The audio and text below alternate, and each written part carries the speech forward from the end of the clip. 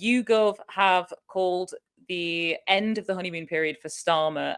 His approval ratings have fallen to the lowest since February of this year. So we're now at the point where just 35% of British people have a favourable view of the Labour Party leader, which is the fewest since June, and also down from 44% after the election. With that said, YouGov have stressed that he is still the most favourably viewed politician, going up against the likes of Nigel Farage. He's more popular. I was going to say he's a lot more popular. He's not a lot more popular than Nigel Farage, but a bit. He's a little bit more popular than Rishi Sunak, and his disapproval rating is a little bit lower. But there's also been a steep decline for the likes of Rachel Reeves and Angela Rayner since the election. It's an interesting one because at first glance, this is their lowest. This is his lowest approval rating since February. There is definitely a huge element of what we've been talking about already tonight in terms of disappointing news. Essentially, it's not too bad a performance for someone who's spent the last 2 months telling everyone that it's going to be really bad for the next few months.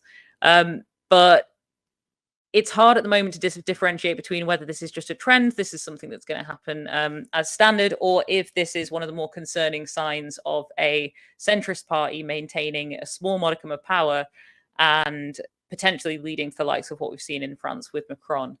I think the first of all, the point that you just made about France is really interesting because a lot of people are looking at this latest betrayal with Macron choosing, what's his name, as the new president, Michel Barnier.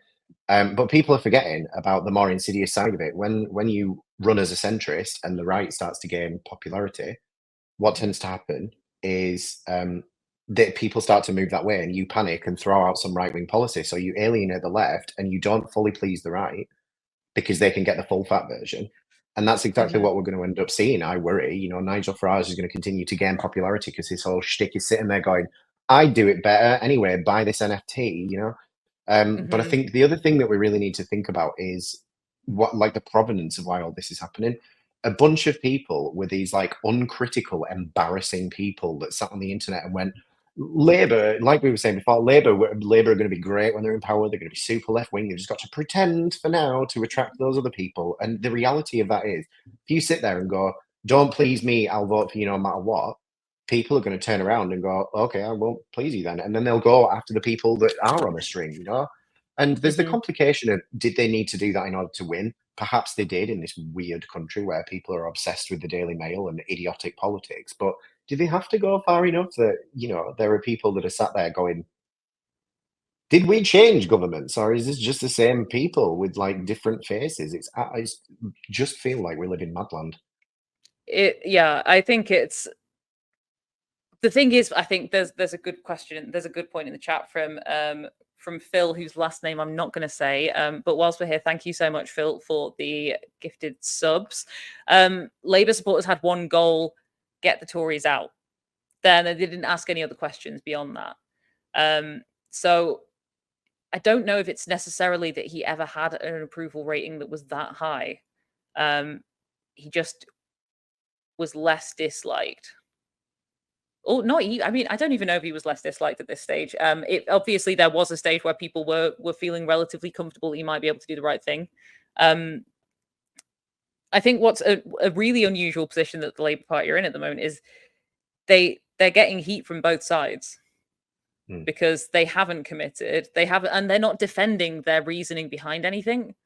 They're just saying stuff because they think it'll match the approval of one side or the other. It actually kind of reminds me of, like, you know, a kid in school that would bully other kids to try and get in with the right crowd. They'd be like, well, I'm mean to you, I'm going to bully you because then I won't be bullied as much. But they never really were popular. It's a little bit sad, but I don't really feel that sad for them. No, the phrase has always been, elections are like current parties to lose, and the Tories were like, they would.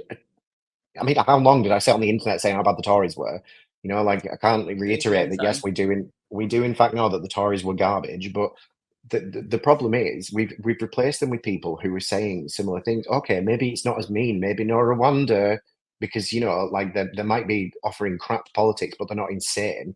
But that's the improvement, you know, and this is, people in the UK seem to be trained to go, well, sure, it's not good politics, but at least they're not the Tories. And it's like there's there's reform all the way over here. Hmm. Then there's this current iteration of the Conservatives. Then there's Labour. Then there's this like yawning chasm, and then there's good. And it's like, how about we aim for somewhere, to this side of the chasm? Actually, Hmm. that's the problem we've got. It's the catering to fascists, but then over time having to, again, tying back into what we were talking about with the policing, as you get further and further to this, it's a cyclical thing that we see in history, but as you get further and further towards this threat of the far right, you start to see more and more democratic rights being taken away, because we have to get rid of the fascists. We can't let the fascists in. We can't let the far right in. Sometimes in history, that's been pitted as we can't let the far left in or the far right in. And the far right have been Nazis. Patreon.com, Turn Left Media. Support independent media. Support social justice that's there on social media. Thank you, Turn Left.